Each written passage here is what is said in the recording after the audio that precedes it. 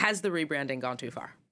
It's certainly come a long, long way. Anyone who's been on Instagram in the last couple of years has probably seen this metamorphosis of Mark Zuckerberg from weedy, nerdy tech geek. I mean, the archetype of that, with his same grey t-shirt every single day without fail, he's now transformed into an MMA fighter, surfer. He's ripped. He's confident with his wealth. He really wears it on his sleeve.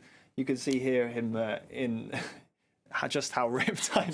Don't want to focus on that too much, but he's now completely transformed. But what I think we can see as a point running through this is his adoration of antiquity. This goes back a long time, and even his daughters, his three daughters, have Latin names: Maxima, August, and Aurelia. He's worn several T-shirts recently with slogans referencing antiquity, like Pathe Mathos, which is a reference to Agamemnon by Aeschylus.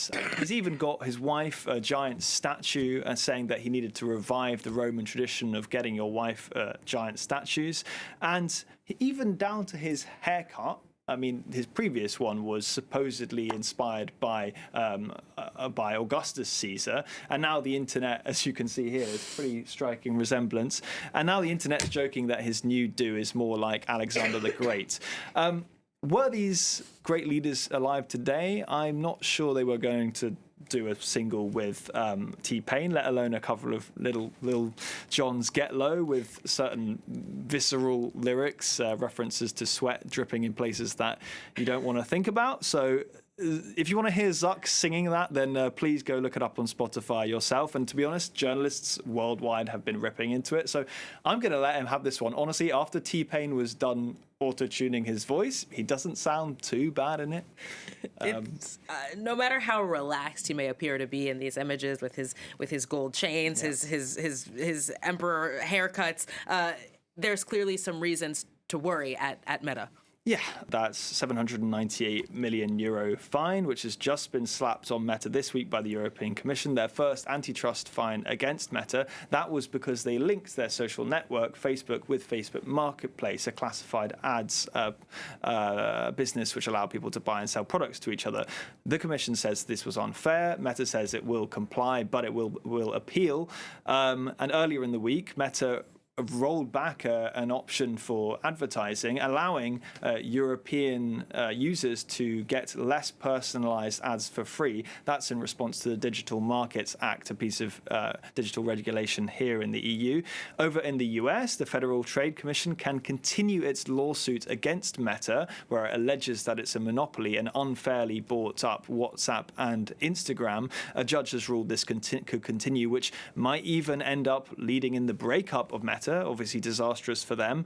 Then there's the political context. Now, Elon Musk, well-known rival of Zuckerberg's with rival apps, has the ear of the president-elect and has a big job in his upcoming administration. And Trump is looking to now block the ban on TikTok. TikTok, of course, being a major rival to Meta's Threads. So things aren't looking good, despite how relaxed Zuckerberg might look and feel at the moment. So do you think that we can read this personal transformation, gradual transformation, as an attempt to distract from some of those issues that you mentioned? Now, I'm not a personal branding expert by any means. So I thought I'd pose the same question to Lucy Lebaz, who is one, and she's a personal branding expert in Paris. And I asked her, what is he going for this transformation, and what effect does it achieve? Peut-être ça paraît un peu maladroit de sa part d'un coup. It might seem a bit clumsy for him to suddenly reawaken as a strong, fashionable man, adorned with Latin mottos. But just because we're not used to it doesn't mean he can't do it.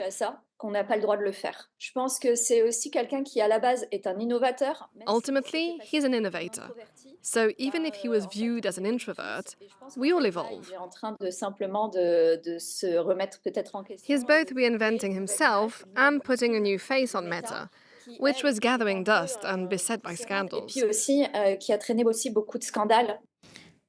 I think you're hearing there that it's both a personal and a professional move. Someone with so much power is not going to, and he does, control complete voting power over his company. He's not going to be told what to do by anyone, and he's so stubbornly stuck to his previous style for over a decade. It's obviously not something that he's going to do without wanting to do it himself. But I think it can also be read as an attempt to distinguish himself from his competitors, like Elon Musk, but also Jeff Bezos.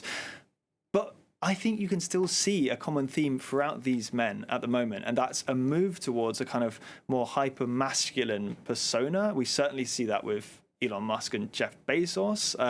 There's an emphasis on like bro culture and unabashed kind of displays of wealth. And I don't think it's a coincidence that politics, certainly in the US, is moving in that direction as well.